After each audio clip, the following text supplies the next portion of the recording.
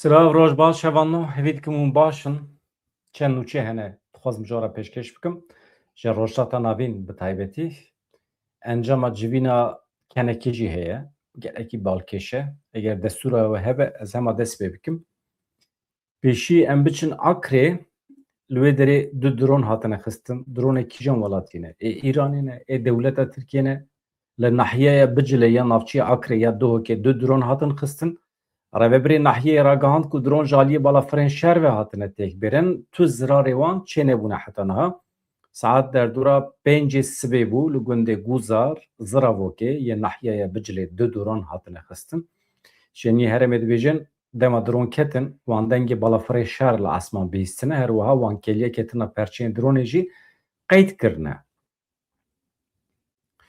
Ketina perçeyên dronan tu zirarên canî yan jî yê maddî li pê xwe nehîştine.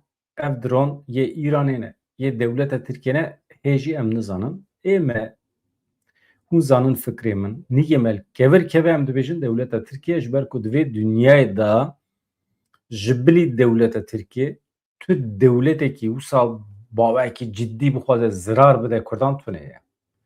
Dewleta Tirkiye hem aboriya xwe hem dîplomasiya xwe hem siyaseta xwe her tiştê xwe li ser tunekirina Kurdan çêkiriye ji ber vê eger Îran êriş bike jî tiliya dewleta Tirkiye tê de heye veya wê derkeve paşê em ê bibînin rastiya me ev e dewleta Îranê ji dewleta Tirkiye nekême li cesaretê ji dewleta Tirkiye digire Îran. Hevano li Wanê mixabin qezayekî giran çêbiye çar însanên me mirin du kes birîndarin li navçeya Bazî daxayiya Wanê li Bakurê Kurdistanê du wesayît li hev qelebîn di encama vê qezayê de li gorî agahiyên destpêkê çar kes mirine du kes birîndar bûne du wesayît li xaçareyekî nêzîkê navenda navçeya Bazî daxayê li hev qelebîne tîmên tenduristiyê çûnciyê qezayê li wê derê derket holê ku çar kes mirine du kes jî birîndar bûn di derbarê qezayê de aniha lêpirsîn hatiye destpêkirin her du birîndar rakirin nexweşxaneyan em hêvî dikin rewşa wan ber bêbaşiyê ve biçe.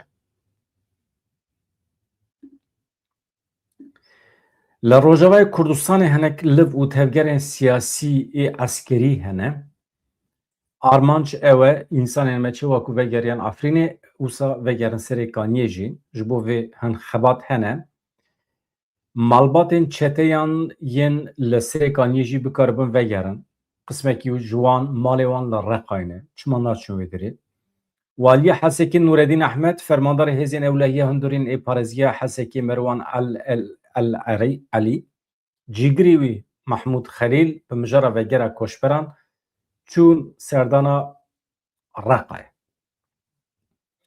Di heyeta wan de hejmereke ji Kurdên navdar yê Reqayê jî hebûn serdan bi armanca nîqaşkirina rewşa giştî ya Kurdên li Reqayê rêbazên xurtkirina ewlehiya herêmî peydakirina şert û mercên guncaw ji bo vegera zêdetirî 2000 malbatên Kurd yên koçber li warê xwe Reqayê pêk hat. Di encama êrişê destpêka îsal de li ser herêmê hejmareke zêde ya malbatên ji Reqayê koçê Cezîrê û Kobanê kiribûn. Mesele ne tenê malbatên çeteyan yê li serê kaniyê gelek welatiyên me ê Kurd hene malê wan li Reqayê hene di dema şer da mecbûr mabûn werin Cezîrê werin Kobanê aniha zemîn tê amedekirin ji bo ku ew însanên me bikaribin vegerin Reqayê di nava ewlehiyê de. Lê em zanin êl û eşîrên Ereb yên nijadperest yê ku ji Kurda hez nakin îşaret datîne ser dikanê wan zextê li wan dikin problema wan a mektebê dibistanê heye li Reqayê yani şertên Kurdê me ê li Reqayê derê zûrê nehêsane hevano Reqayê Tebqayê li wan de re gelek Kurd hene lê hêza wan a parastinê divê asayîşa wan li wê derê hebe merû çawa bikaribe wan biparêze li wê derê hevano aynî rewş li Kobanê jî heye niha Waliya Helebê çûye Kobanê bi destûra we ez hema va dîmena bînim ser ekranê berê ku ez behs bikim aviye ji bîr nekin ji kerema xwe re vê êvarê saet di heftan de yani saet di nazdan de li gorî saeta Ewropayê saet di bîstan de li gorî saeta Amedê bername me ya dengbêjî heye hevalê min xetîf pêşkêş dike Hozan Reber Serhat Mîvanê wî ye bernameyekî xuya ye wê têr û tîj dêr bas bibe. Dengê Serhadê hûn zanin pir meşhûr e. Reber Serhat jî dengekî wisa zexm heye. Min strana wî ya genç Xelîl gelekî hez kir. Yani ez ê bixwazim ku strana genç Xelîl îşev ji me re bibêje. Hûn zanin kilama genç Xelîl herkes nizane bêje. Herkes nikare bêje jî. Ya. Îja gelek kilamên din ên Serhedê hene. Em ê bi dengê Reber Serhet bibîsin. Îşev saet di 19 de li gorî saeta Amedê saetike 20. We got erê mala we ava. We gotibe erê. Niha hevano. Ev merasima ku an hewî li ser ekranê dibînin, merasima pêşwazîkirina Waliyê Helebêye li Kobanê. Yani hinek paradoks heye di vê meselê de. Çawa? Kobanê bajarê berxwedanê ê Kurdan e. Ê ku êriş kirin çetê bûn. Aniha alîgirên van çeteyan Helebê birêve dibin, Şamê birêve dibin. Dewleta Tirkiye piştgiriya tam dide wan. Ana em sadî tevlî hebûne Walî Helebê tê Kobanê em pêşwazî dikin merasimekî ecêb xweş e tên li avahiya şaredariyê yan jî avahiya fermî li wê derê şervanên me wî pêşwazî dikin wî û heyeta pêra ka em lê temaşe kin mesele çi ye paşê jî axaftina şervaneke me heye.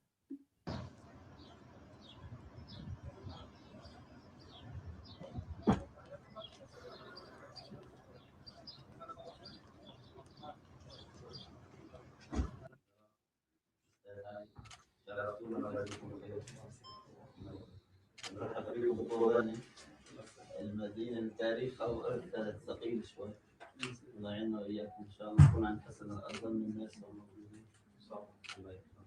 لا أسمع من حضرتك كلمة. والله مشكورين على زيارة الاستقلال يعني محطة كثير مهمة بالنسبة له والزيارة. Ev kesê daxwe Waliyê Helebê ye ji ber hin mijarên entegrasyonê hatiye Kobanê li wê derê digere. Niha jî axaftina şervaneke Kurd heye ka em binêrin çawa ye.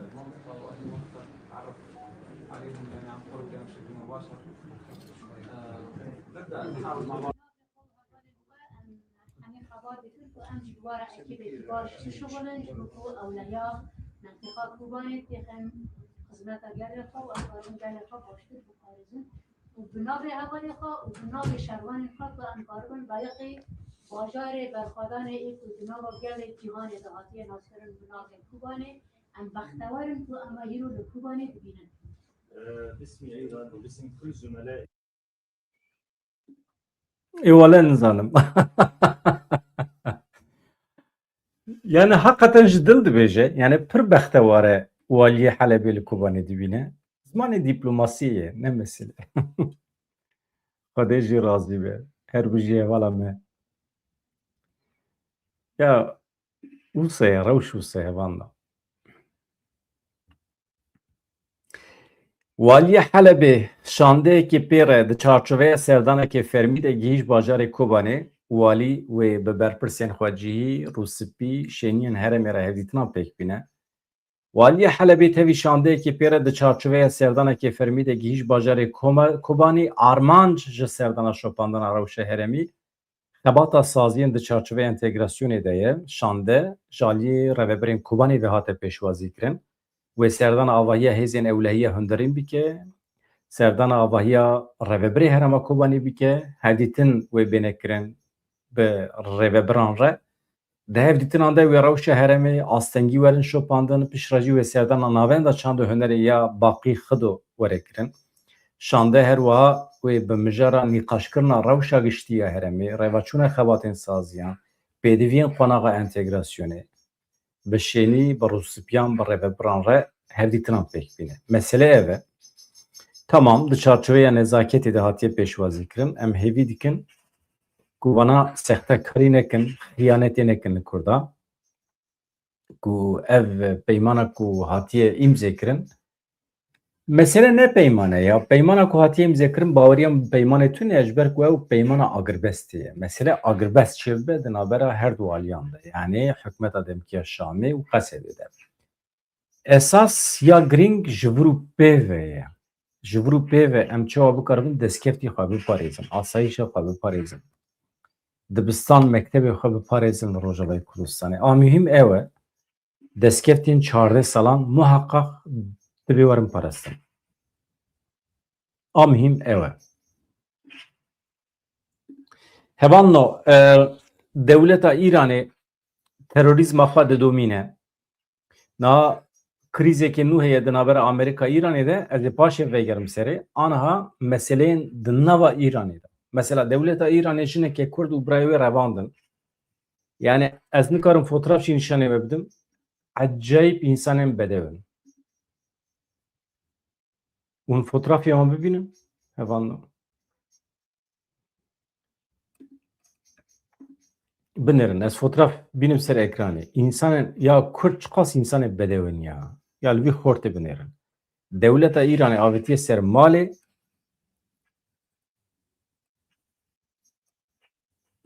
ez dixwazim fotoğraf nîşanê ve bidim.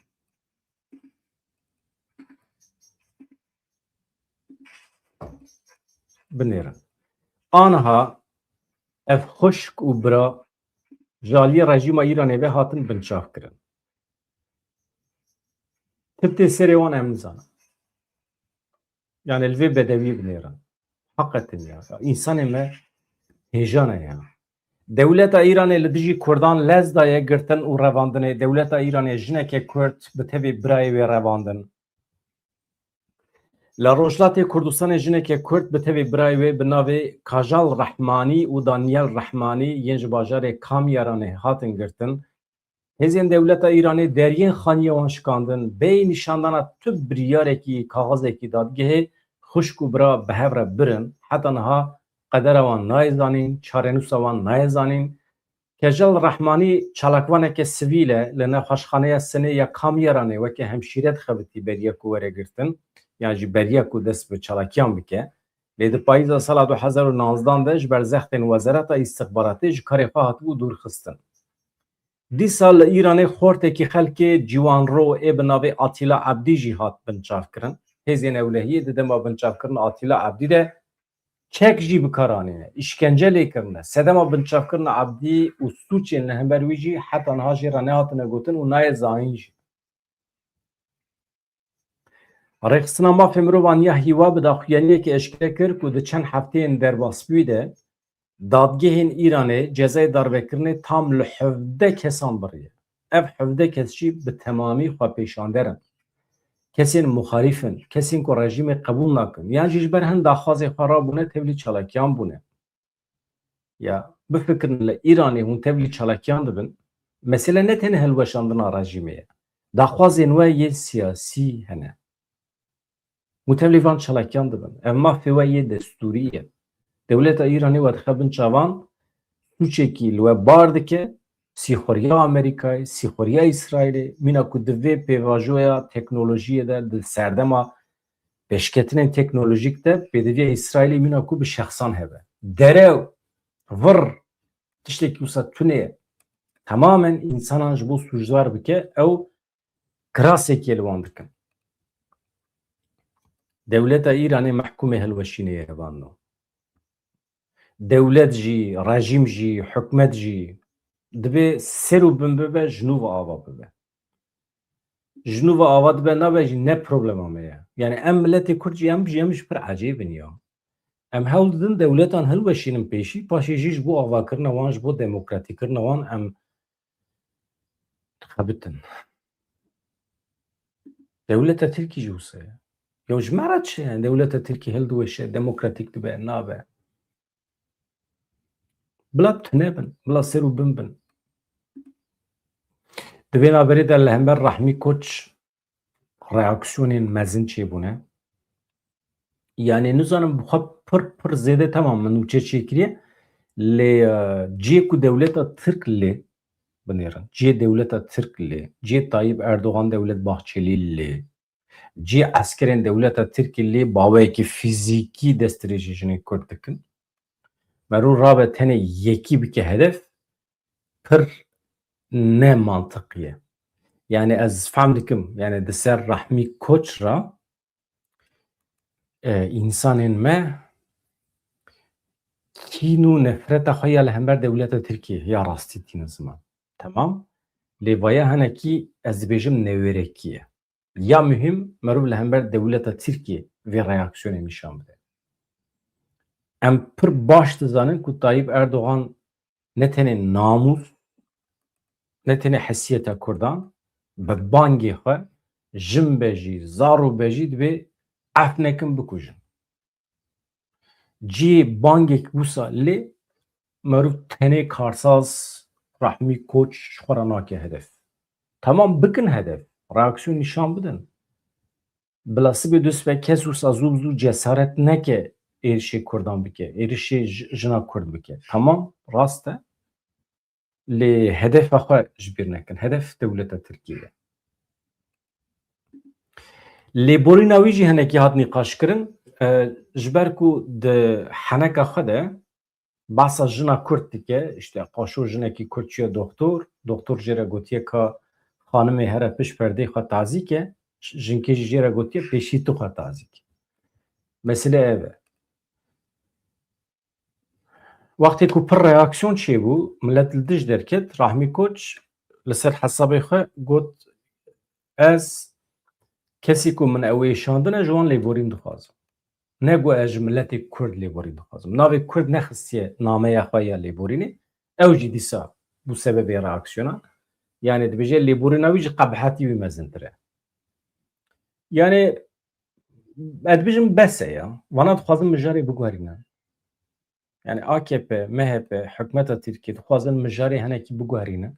Aniha li pêşiya me meseleyên siyasî ê girîngtir hene. Merû vidî vê meselê dayîne aliyekî. Merû zextê bide ser dewleta Tirkiye. Heqê Kurda nas bike, mafê Kurda nas bike, di destûra bingehîn de bide bicihkirin. Berê ku tatil çêbibe, binêrin dewleta Tirkiye dixwaze wext qezenç bike.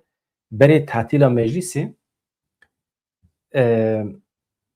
vana naxwazin heqê Kurda bikin qanûnî, yan jî qanûnekî derbixin di derbarê Kurdan de. Ji ber vê çi qas wext qezenç bikin ew qasa baş e. Kîn û nefreta Kurdan ya li hember dewletê jî bi van meseleyên piçûk wisa vala dikin. Yani gaza Kurdan jê digirin. Yani hinekî mirov baldar be baş e. Meselê pir mezin nekin yani. Nizanim fikra min ew e yani. Çünkü devleta Tirkiye li wê derê ye. Qiramet yine asimilasyon pêşxistiye. Di vê navberê de tehdîta li ser zimanê Kurdî heye. Gelek pêşketiye. İnsanê me êdî pir rehetî xwe Tirkî îfade dikin ha. Xeterî heye. Tirkî jî rehet e. Zimanekî rehet e, basît e yani. Li hev çêkiriye, zimanek sunnî ye.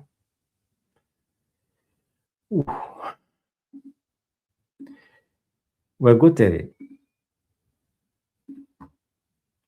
ji bîr nekin, bibin abonê kanala me, bibin endam, vê kanalê hinek pêş bixin kêf xweş dikim. Ne tenê kanala min, hemî kanalên Kurdî bibin abone. Bila bibe edetekî di nava me Kurdan de. Li deverên cuda yên Sûriyê di encama êrişan de, di encama pevçûn û şerê nava malbatan de heft kes hatin kuştin. Di bûyerên doh de ku li deverên cuda yê Sûriye rûdane heft kes hatin kuştin li herema Şî Ettat û gundewarê Dêre Zorê ji ber nakokiyên malbatî kesekî bavê xwe kuşt. Li Beqrasê li gundewarê Rojhilatê Dêre Zorê di golebarana çekdarê Nenas de kesekî ji bajarokê Şehêlê hat kuştin. Li herema Edra ê gundewarê Şamê di navbera du malbatan de pevçûn derket de encamê de du cîwanan jiyana xwe ji dest dan. Li devera Kornişiya bajarê Tertûsê di navbera komekî cîwanan de pevçûn derket, di pevçûnê de cîwanekî bi kêrê derbixwar jiyana xwe ji dest da. Li gundewarê Helebê jî endamekî tîmekî endezyarî dema ku mayîn radikir, di encama teqîna mayînekî de jiyana xwe ji dest da. ew mayîn jî bermayî şer bû. Li gundê şûwê hayê bajarê Babê ê Rojhilatê Helebê ciwanekî di encama golêbarana kesên nenas de jiyana xwe ji dest da. Ev jî meselên dawî ê di nava Sûriyê de ne. Yani nîşanê me de ku aramî wisa zû bi zû nayê van dera.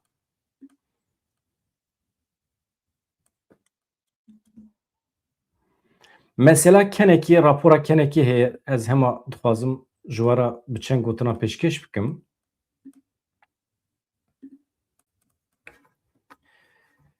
Eger bikaribim fotoğrafê KNKê jî bînim ser ekranê baştir dibe wekî hürmet.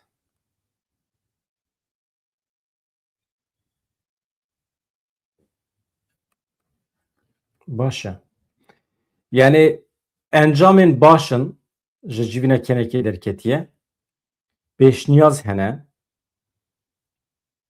Ew jî pêşniyazên çawa ne hevan no?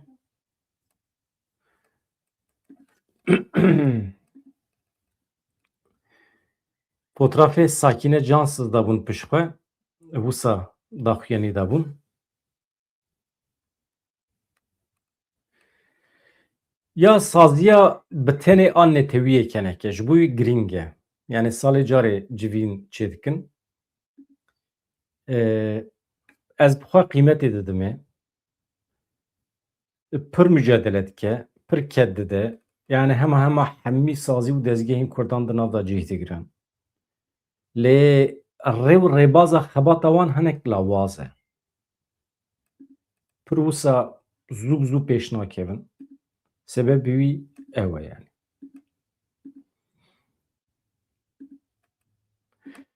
Yani fotoğrafê dawî ev e. Qelebalık e ne? Tamam. Kan binêrin çi gotine ji civaka me re ji milletê me re hevan no? Rapora KNKê. Yani dibêje yeketî ya em pir behsa yeketiyê dikin. Yani yeketî bûye benîş di devê me de êdî mena xwe naxwazim wan da bike mena xwe. Yani yeketî halbikî wextê ku mirov ji kurayiyê ve hinekî bi ser bifikire mesela dibe yeketî garantiya bidestxistina destkeftiyên mayîn de ne. Ji bo ku tu bikaribî qezencê xwe daîmî bikî wekî milletê Kurd tu mecbûrî bibî yek. Tu nebî yek xelk te cidî nagire. Xelk te weke navend weke merkez nabîne te muxatab nagire. Ji bo başûriyan jî dibêje. Ji ber vê mühîm e. Ka ez rapora wan ji were bixwînim.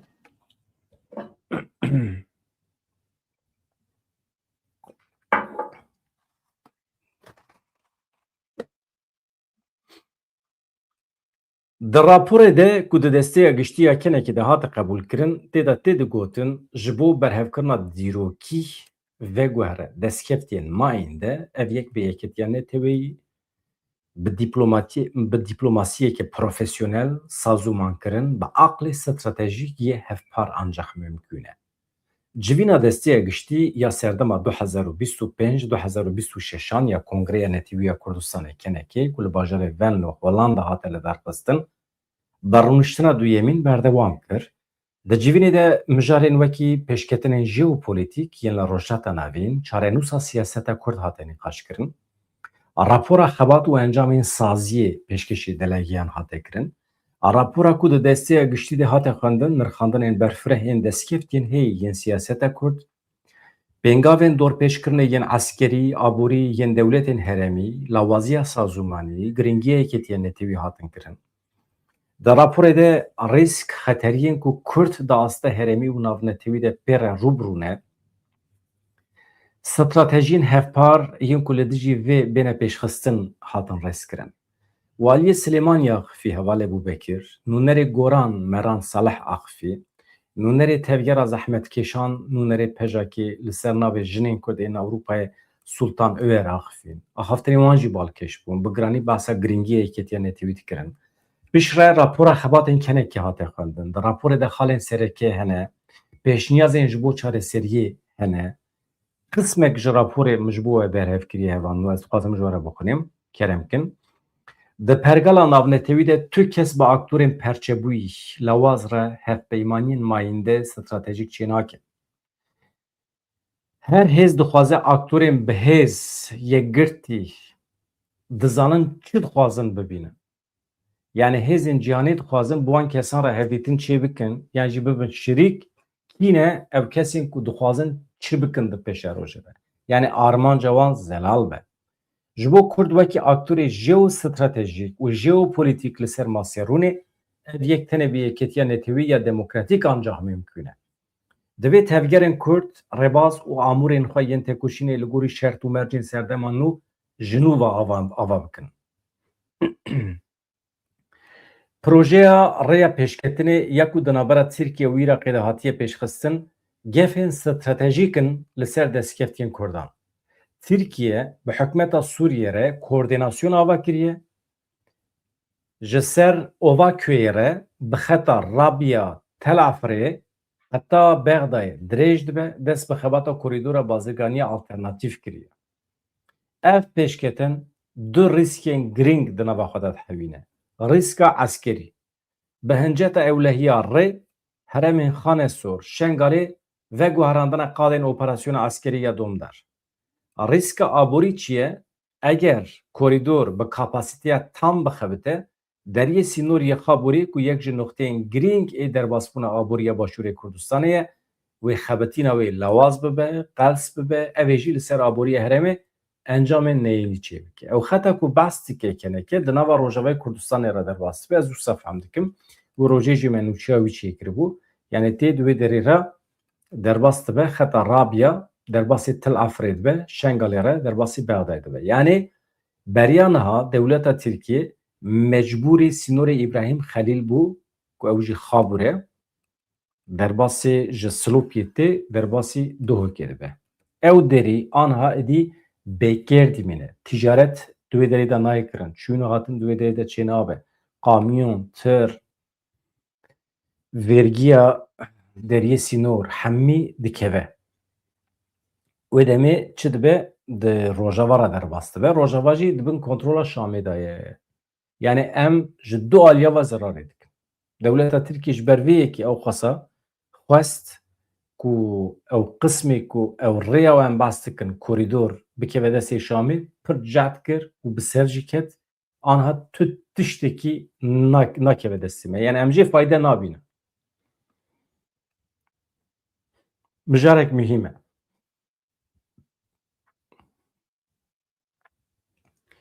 Li Rojavayê Kurdistanê dorpêça Şamê rîskên siyasî. Rêveberiya Xweseriya Rojavayê Kurdistanê di serdemekî krîtîk re derbas dibe. Beşek giring ji çavkaniyên aborî ekonomîkî herêmê dibin kontrola rejîma Şamê de hatin hiştin. Beramberî vê yekî hewltê dayîn ku destkeftiyên eskerî û ewlehiyê bêne parastin. Tekiliya ku bi Şamê re hatine pêşxistin, dibe ku di demekê kin de demê qezenç bike lêbelê di demekî dirêj de girêdanbûna aborî di qadên eskerî sivîl de rîskan bixwaretîne. Qasî ku min jê fehm kiriye, dibêje tekiliya bi Şamê re dibe ku em aniha zeman qezenç bikin lê demekî dirêj de dibe êdî em mehkûmê aborî û hem di mesela aborî de hem di mesela eskerî de em dibin mehkûmê destê Şamê. Em girêdayî wan dimînin. Yani eger perê me neşînin em birçî dibin. Min wisa fehm kiriye. Yani dibêje tekiliya ku bi Şamê re hatiye pêşxistin dibe ku di demekî kin de demê qezenç bike lê di demekî dirêj de girêdanbûna aborî di qadên eskerî sivîl de rîskan bixwaretîne. Yani xeterî bixwaretîne. Rejîma Şamê li parlamentoyê tenê 4 kursî ji Kurdan re veqetandiye. Ev yek nêzîkatiya wî, mantıqa wî ya ji bo Kurdan nîşanê me dide. Başûrê Kurdistanê di serdema xwe ya herî şikestî de ye. Di ser hilbijartinan re demekî dirêj derbas bê jî hikûmet hê ava nebîye. Nakokiyên di navbera PDK û yenekê de bandoreke neyînî li aramiya siyasî dike. Li aboriyê dike. Ev rewş rê li ber destwerdanên derve ve dike, parastinê lawaz dike, zayıf dike. Hêzên peşmerge ji ber ku dibin fermandariyekê hevpar de ninin, ev yek jî rewş duwarê piştgiriya navnetewî de rîskekî diafirîne. Li ser lihevkirineke mümkün yani gengaz a bi dewletên Yek bu yen Amerika'yı İran'ı re ve ji bo başûr pirsgirêkên jeopolitîkê nû bafirîne. Yani eğer ev jî ji şîrovê re vekiriye hêzên pêşmerge ji be ku nedibin fermandariyekî hevpardane duwarê piştgiriya navdetewî de destê wan nebihêze ji bo alîkarî bixwazin. Yani sibê du sibe Amerika, İran eger li hev bikin li herêmê navbera wan xweş be Başûrê Kurdistanê giringiya xwe ya jeopolîtîk dikare wenda bike. Ji niha ve divê merû tedbîr bigire. Yani pêdivî Amerîkayê bi Kurdên Iraqê çênabe.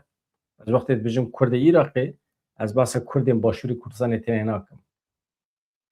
Bi giranî Kurdên wê herêmê komple giringiya xwe dikarin wenda bikin. Nabêjim sedî sed lê ev tespîta KNKê ye.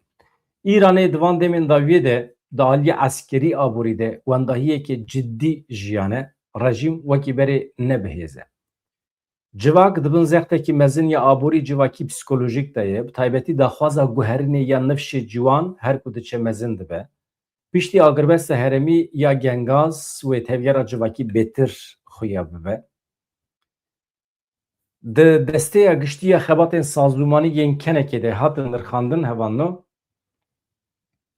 yani hinek ev mijar bûn bahsa xebatên KNKê jî dike çawa mesela di raporê de tê bibîrxistin ku li Washingtonê li Amerîkayê nûnertiya bi navê KNC bawekî fermî hatiye vêkirin ku ev yek ji destkeftiyên girîng yê dîplomasiya KNKê.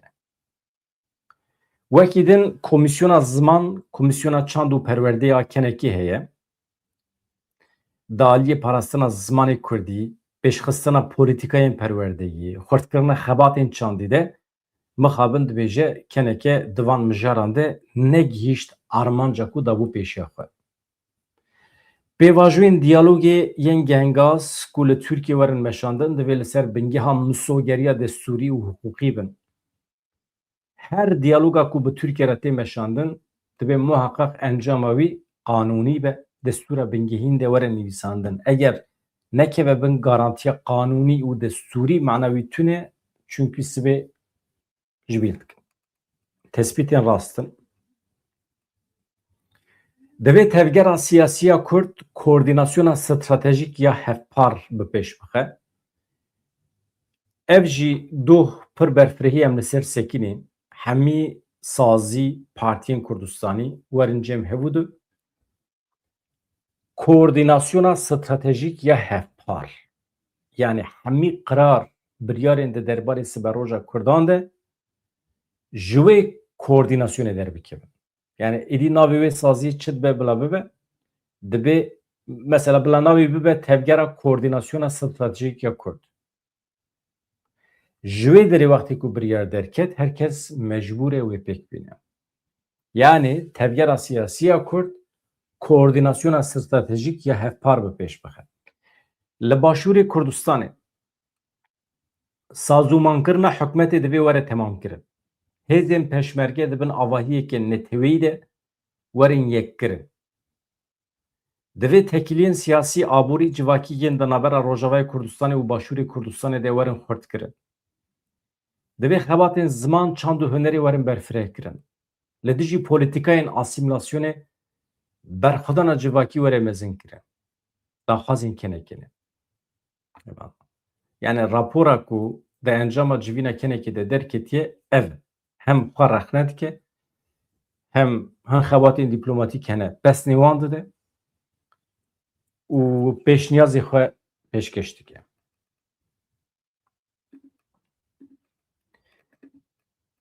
Em niha biçin Ermenistanê welatên jîran ê min sempatiyekî min ê ecêb heye ji bo Ermenistanê nizanim çima gelo ji mağduriyeta wan tê aniha hêjimara wan diviyabû pir zêde biya. Belkî bajarê Vartoyê piranî ew bûn di zemanê xwe de. Em zanin gundên Bermayê ê li Vartoyê gundê wan bûn.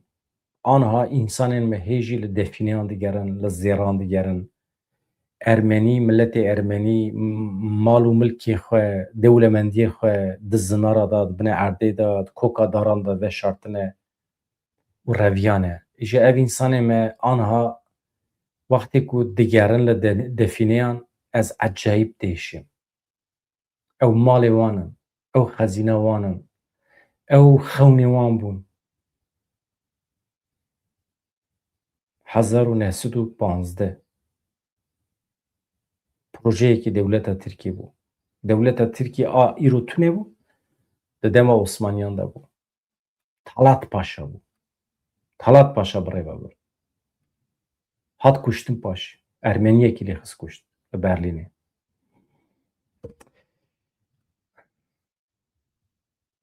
Çima hat bîra min? Çima hat bîra min çünkü li Ermenistanê ana hilbijartin heye.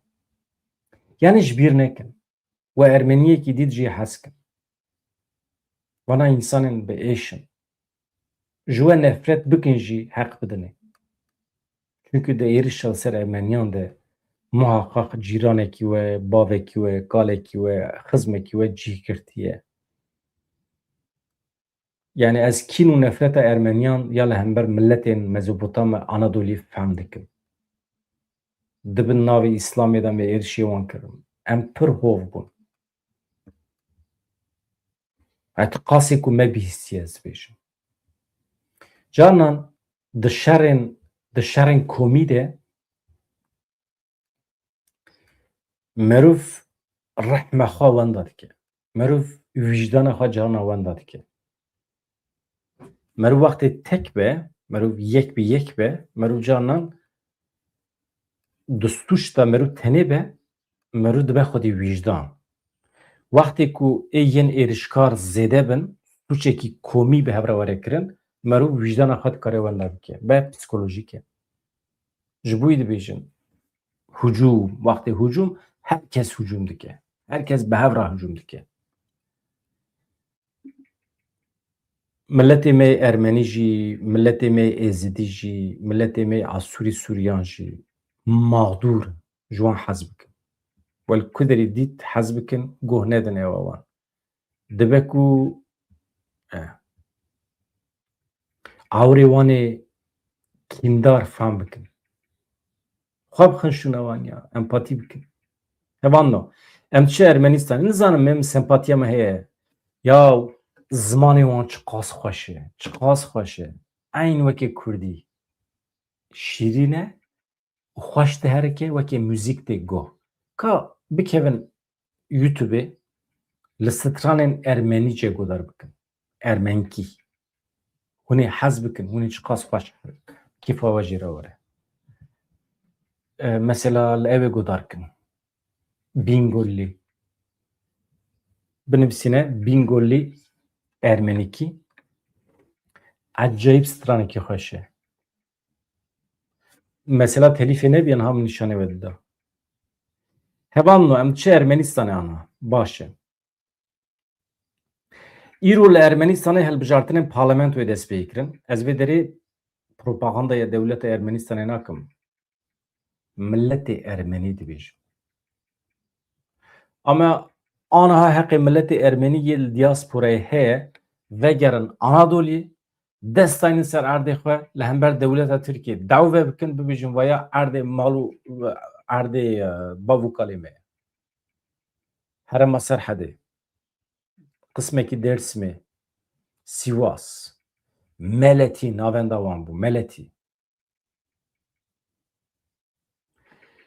Îro li Ermenistanê hilbijartinê parlamentoyê dest pê kirin. Bûme parazvana Ermeniyan îro. 2.485.000 dengder ji bo diyarkirina parlamenterên nû yên ku 5 salan li ser kar bimînin îro diçin ser sandoqan. Dengdanê vê sibê saeta 8 de dest pê kir. Heta 8 êvarê yani saet 20 wê berdewam be. Di saetên sibê de jî Serokvezîrê Ermenistanê Nîkol Paşinyan erka xwe ya welatîbûnê pêkanî wî jî çû dengê xwe bikaranî. Di anketan de Partiya Peymana Sivîl ya Paşinyan a bi seroketiya Serokvezîr Nîkol Paşinyan bi rêjeya ji 302 li pêş e wisa xuya dike. De aynı demede Partiya Ermenistan'a xortiye aligirê Rusyayê de rêza duyem de ye. Ji dema ku Paşinyan di sala 2018 de hatiye ser desthilatdariyê, tekiliyên xwe bi Rusyayê re hinekî kêm kirine yan jî sekinandine, ji bo wê jî ev gavên destpêkê yên hilbijartinan Moskova hêrs kiriye. Yani Paşinyan dibêje na ya, tekiliya me bi Rusya re nexirabe. Alozî malozî tune ne. Krîz tune ye. Em li hev dikin.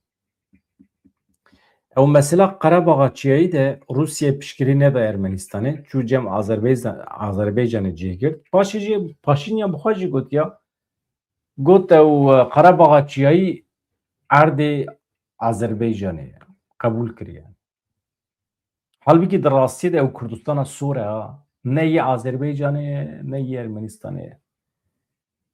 Kurdên me ê ne ê van demên de wî çûne. Esas Kurdê me ê resen ê berê li wê derê bûn. Ew der ji aliyê Yeketiya Sovyetan ve weke Kurdistana Sûr hate îlan kirin. Başê Atatürk û dewleta Tirkiye ket navberê, ew der ji Kurdan hate girtin, statûya dewletbûna Kurdistanê ji destê wan hate girtin. Yani di nava Yeketiya Sovyetan de hûn zanin her millet dikarî biba xwedî dewlet, dikarî biba xweser. Weke Azeriyan, Ermeniyan, Gürciyan, Ukranî, Bulgarî, yani Yeketiya Sovyetan pir berfireh bû.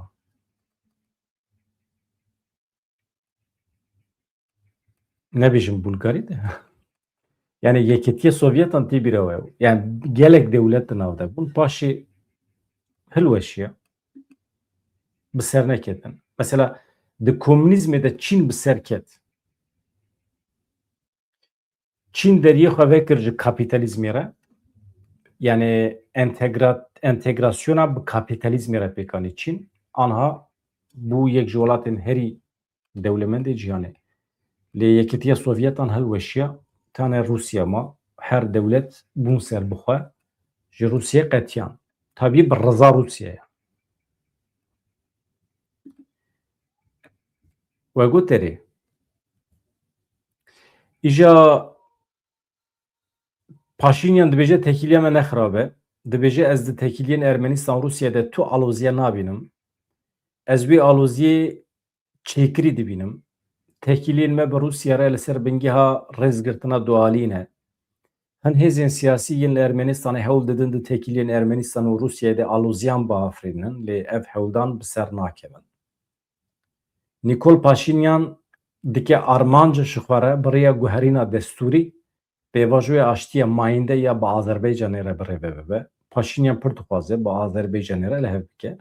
Hevan no, ev temam. Aniha di navbera İran û Amerîka de krîzekî nû heye. Dew çi ye? Dew ew e 24 milyarên İranê li deverên cudayê cîhanê ji İranê derketine. Veya perê İranê ye. Ê wan e, ê karsazê wan e, di bankên dewletên cîhanê de ne. Velhasıl 24 milyar dolar bifikirin. Ve goterê. Aniha Amerîka ew pere cemidandiye. İran nikare bibe xwedî wan pereya. Aniha Amerîka derketiye dibêje ez wan pereyan derbest berdidim. Lê nadim İranê. Ez dedim welatên kendavê. Çima di berdêla zirarên ku İranê daye wan. Yani tazmînata İranê. Ez dedim welatên kendavê. Ya welatên kendavê di nava pereyan de digevizin. Tu pere bidî kîjan welatî? Kuveyt, Bahreyn, tu bidî kî? Arabistana Suudî, Umman, İmarat. Yani 24 milyar dolar ji bo vana perenin ne ki?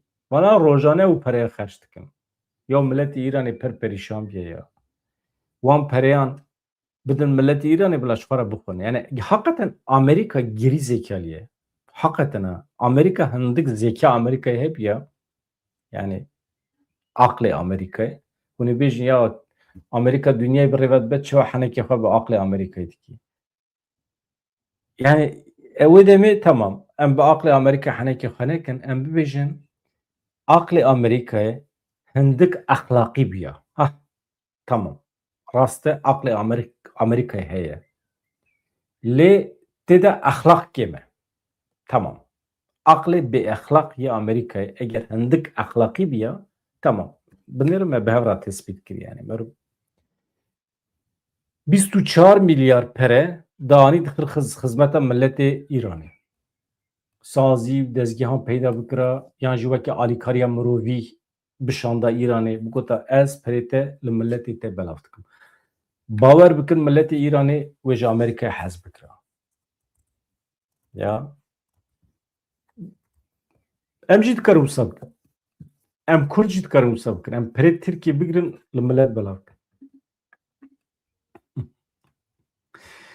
Hevan Wezîrê Xezîneyê ya Amerîkayê ji bo amadekirina bernameyekê nû an hat xebite li gor vê bernameyê ew zerarên ku ji ber êrişên Îranê gihîştine welatên kendavê wê bi pereyên Tehranê yên cemindan dî werin tazmîn kirin.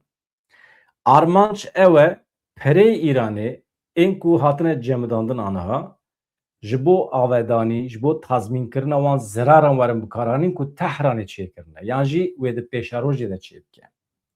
Herçend heta niha bawekî fermî perê ji bo tazmînkirina nehatibê jî diyarkirin. Yani çi qas pere nehatiye diyarkirin. Tam sedî sed lê qala 28 milyar dolara têkirin. Ev mijar yek ji mijarên serekê yên pirsgirêka di navbera Amerîka û Îranê de ye aniha. İranê bertek nîşanê vê helwestê da vê projeya Amerîkayê da.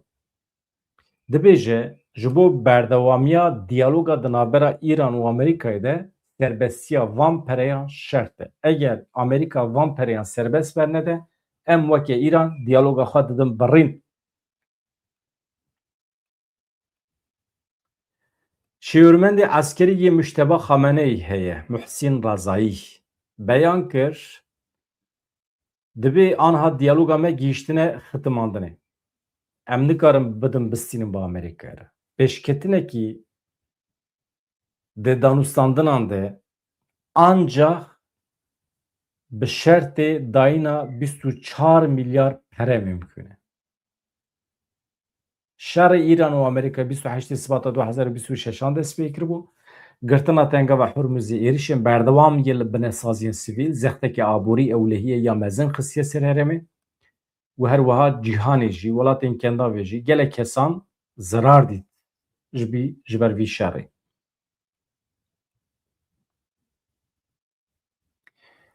Yani pêşniyazim çi ye li hevan gurî we? Yani merûv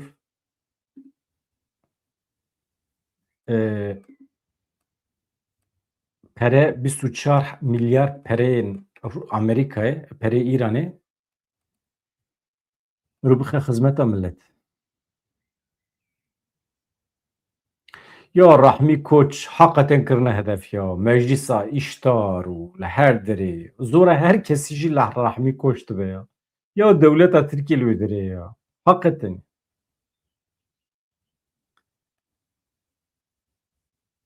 Hedef neguherînim. Li Amedê, Wanê jinan nerazîbûn nîşanê gotinê rahmî koçtan. Ka aynı nerazîbûnê nîşanê dewleta Tirkiye bidin ya. Nexweş e. Tiştekî wextê zêde çêbû mana xwe wan dat kevanda. Yani tiştekî di tema wî de bêhêlin. Ew qas îja niha reklamê wî çi dibêjin ew qisa marqeyên malê wî hene. Ana tên belavkirin dibêjin boykot bikinin. Ya ew marqe sibê hetayê werê di malê we de ne. Bê wan marqeyan Tirkiye nikare gav bavêje. Temamê Tirkiye di destî wî de ye. Yani bi qasî ku tê gotin di zemanê berê de wextê ku mesela Ermenî. Wextê ku Ermenî ji Anadoluya hatine derxistin yan jî ji Bakurê Kurdistanê hatine derxistin di darê zorê. Ê hatine qetilkirin, ê mayî jî hatine derxistin. Dewletê dest danî ser mal û milkê Ermeniyan. Paşî jî bi rêya van malbetan xwestin vanan meşrû bikin van ganîmetan. Bi rêya wan bikaranê. Tayyip Erdogan çi wekû aniha karsazekî bikartîne ya karsazekî tîne çi qas îhale heye karê qirêj heye di ser navê wan re dike Ama kısmekiş devleti rebet katine, kısmekiş xwe rebet katine, kısmeki dike projeyên ji bo nizanim kîjan menfaata. Wan karsaza bi kartîne. İja devleta Tirkiye di destpêka sed salê de piştî Ermeniya vî malbatê bi kar anî. We got derê. Ez hinek li peyama we binêrim. Êka hûn ji bîr dikin dibin aboneya. Hûn bibin abone van roja hinekî zêde bikin. Pir kêfxweş dibin. Rahmi Koç bu xwe devleta Tirkiye tamam rast e wê derê de hemfikirin. Yani tişta min aciz dike di vê derê de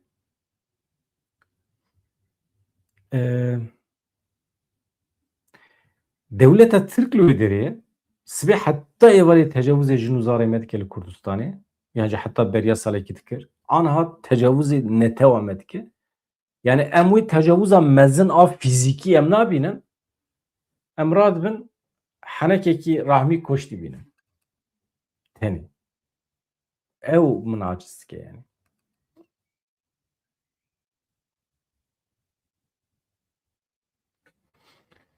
Mala we ava gelek spas dikim hevano ji bo hebûna we. Hûn însanê hêjan e. Ez peyamê we dixwînim aniha.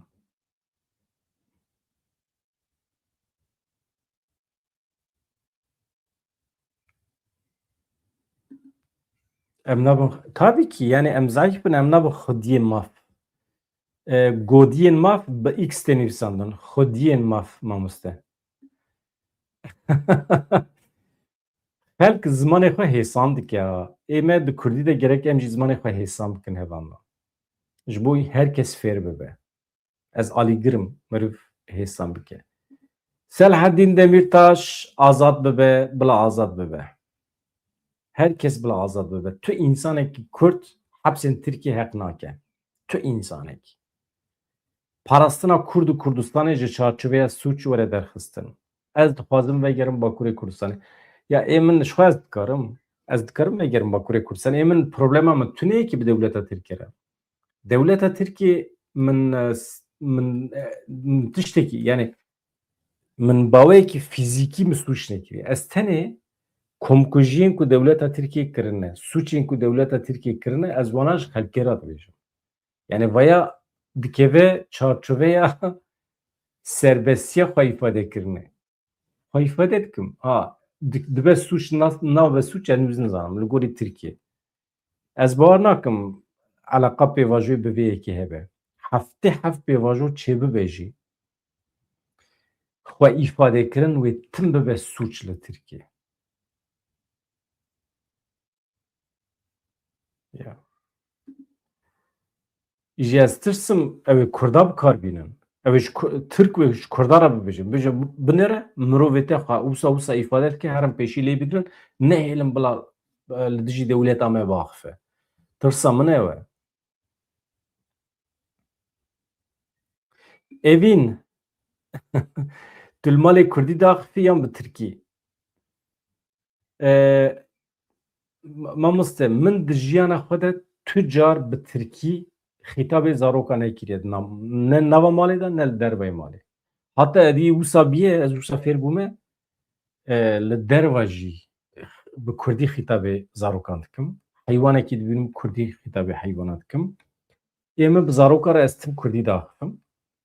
Lê zarok ji ber ku li Ewropayê ne zemanekî li Tirkiye bûn ew li gorî xwe kîjan zimanê daxivin bila biaxivin. Carnan Kurdî, carnan Fransî, carnan Tirkî lê wextê ku berê xwe dimin mêjiyê wan dibe Kurdî. Ama ez bi xwe tu car bi Tirkî nava malbatê de qise nakim. Na.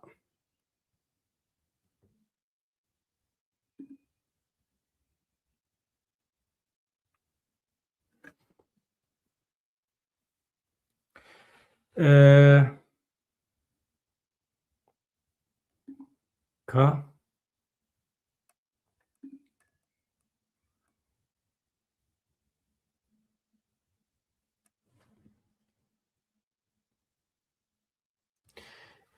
dilopa dawiyê jî temam Tamam, estefam dikim. Dilopa dawî bêjî tim li hember kîn û nefreta xwe li hember dewleta Tirkiye bîne ziman. Ez zanim milletê Kurd tijî biye, ew dibe dilopa dawî rast e. Yani tasvîrekî rast e.